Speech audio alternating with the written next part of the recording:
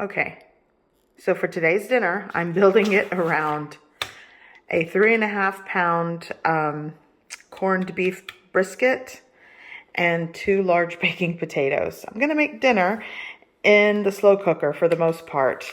And this is a corned beef brisket that is the classic flat cut, and it's already not marinated, it's already brined. So I don't have to brine it. It's just, I'm gonna soak this in cold water just to kind of rinse it. I will use the spice mix pack that's in here along with some other seasonings and spices that I want to add. I'm also going to add these 2 large baked potatoes with this meat. It's going to cook together. So let's get started.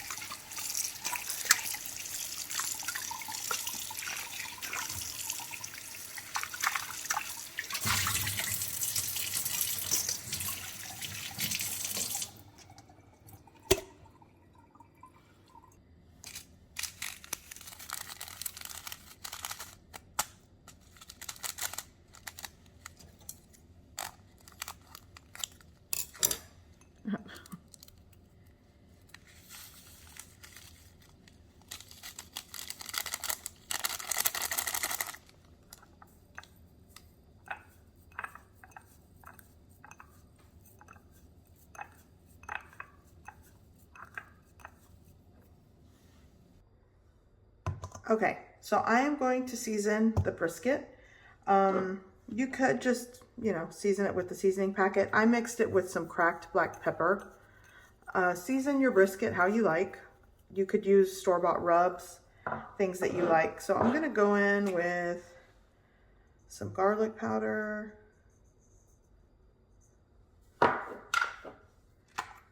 onion powder,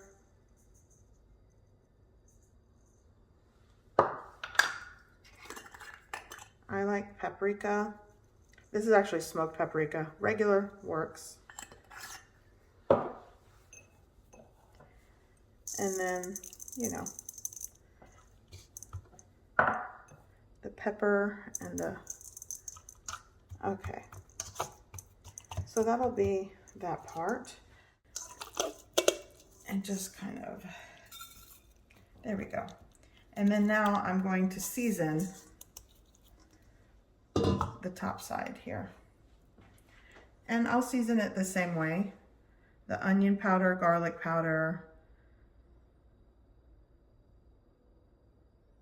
And I'm not going to go too crazy with the salt since it's brined. I'll tell you what, I will add some salt here on top. And I am going to go ahead and add 1 can of beef broth.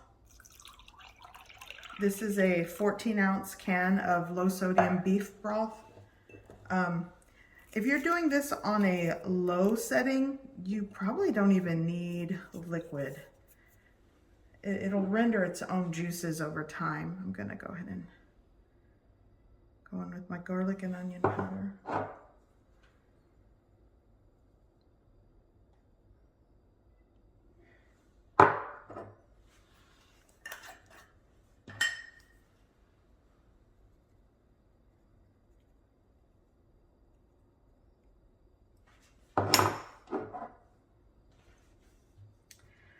also gonna add my potatoes. This is gonna be snug. That's okay. Let's see.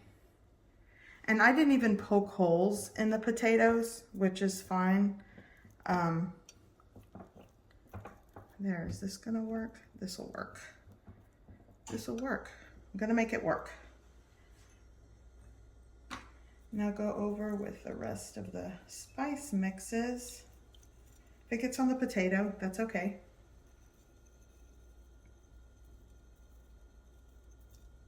Okay. Gonna go over just a little more salt.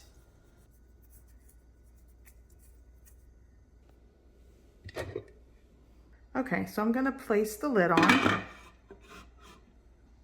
I'm gonna set it to high, and I'm gonna let this cook on high for about 6 hours. 5 to 6 hours should do the trick. Basically until the meat and potatoes are tender. Okay, so it has been around 4.5 hours of cook time. I'm going to check it for tenderness. If it's not done, I'll just let it go for another hour. Okay, so I'm gonna poke it with this chopstick here. So let's see. Oh my goodness. So this smells great. So the potatoes, yeah, the potatoes are done. It gives no resistance. Let's check this meat. Oh my goodness, the meat's done as well. So yeah, this took about 4.5 hours. And it also depends how cold your meat is when you start cooking it. If it still has a chill on it, it might take longer, but this one was completely thawed, sat on the counter for a little bit. So yay, this is done. I'm gonna put it on this baking sheet. Okay, so I'm going to take,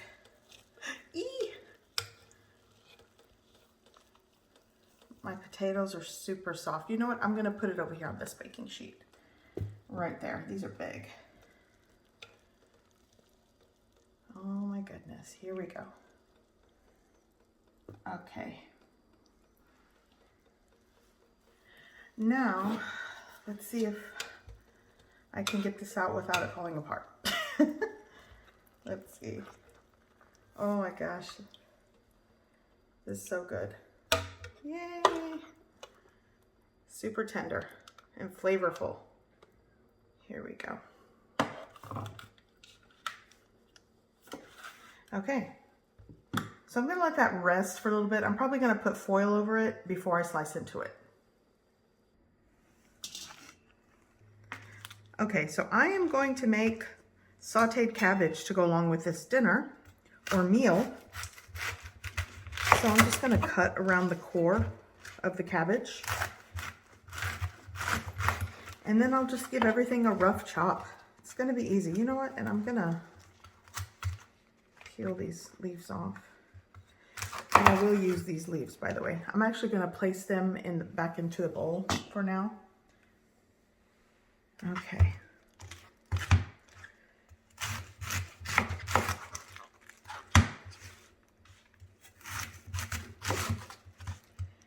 And we'll go, I think that's good. Okay, so now for the cabbage, I'm just going to roughly chop it into chunks. Yeah, I think that's a good size. And I'm just gonna place it back into my bowl. Oops.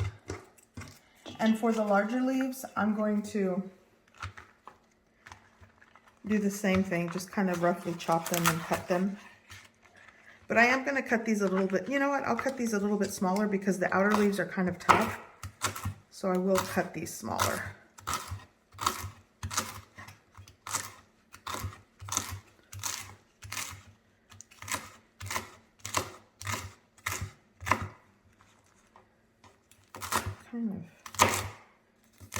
There we go, and then that goes back into the bowl.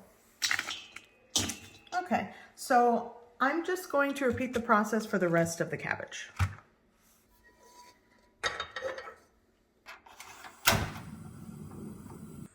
Okay, so here in my preheated pot, I'm gonna add just like 3 tablespoons of butter and let that melt down.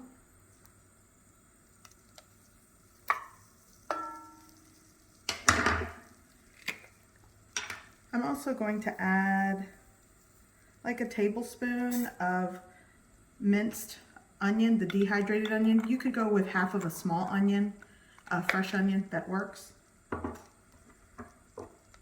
I'm also going to add, this is just 1 or 2 cloves of minced garlic. Let everything saute and melt down.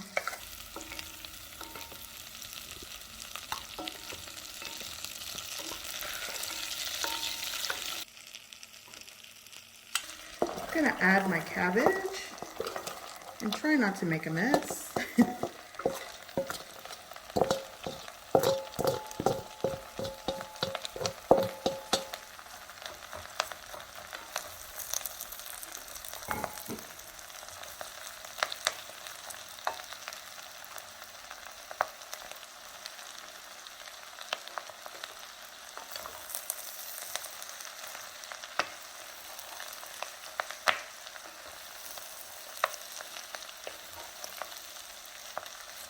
Okay, I'm going to get things kind of combined.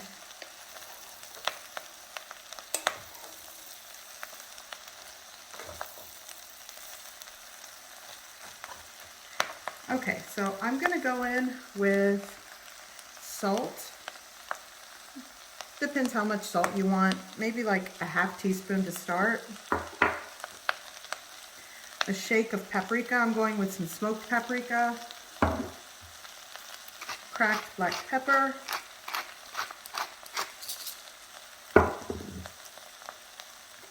Some red wine vinegar.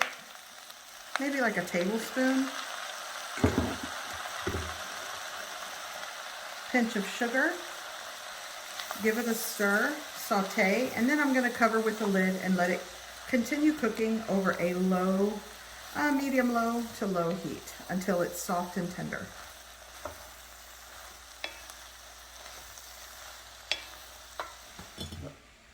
I'm going to now cover this, lower the heat. I'm going to let this simmer until everything is softened and cooked through. Could be like 15 minutes or so. And if you find that it needs a little bit of water, you can add maybe a half cup of water to help move things along. But if you have this low enough and if you saute it first, it'll definitely release a lot of the natural water from the cabbage. Okay, so while the potato is hot, I'm going to butter it. And actually, yeah, I figured that was gonna happen. I'm just gonna break this open and kind of fluff it up here. Okay, so I'm gonna go with butter and just kind of, you know, and now just break it up and fluff the potato. And let the butter melt. I'm gonna dress these with sour cream and chive, some salt and pepper, and that'll be what I'm gonna do with the potatoes. Kind of fluff this up. Oh, this is so soft and fluffy. I'm gonna add some salt, just a little bit, all over the potato. Cracked black pepper.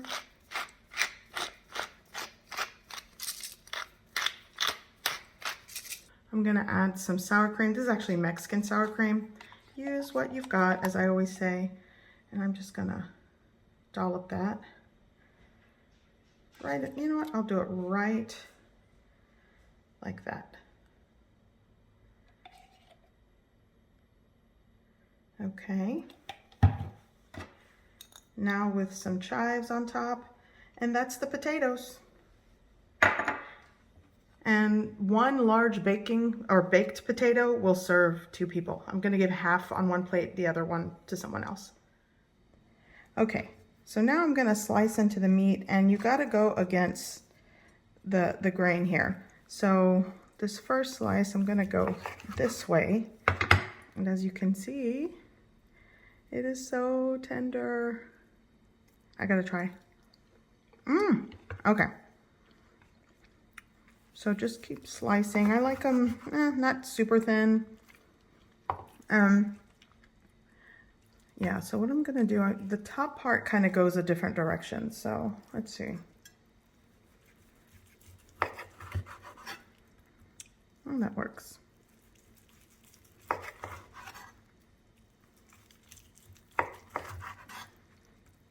Now, if you really want this falling apart, like shredded, let it go for a little bit longer, but this is perfect in my opinion. This is the texture that I like to the meat.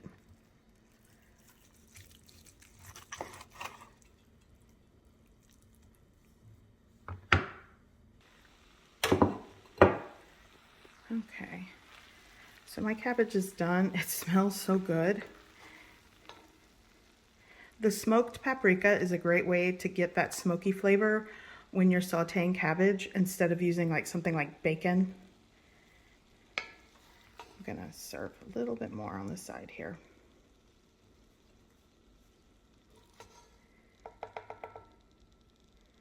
Yep, that works.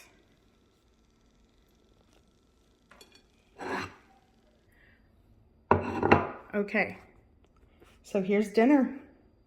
Corned beef with a baked potato and sauteed cabbage. Here I have some of that brothy juices that rendered from the meat, and I'm just going to take that and ladle it right over the meat. And this is dinner. And it was really easy to make. I hope you give this recipe a try. I hope you like it, and thanks for watching.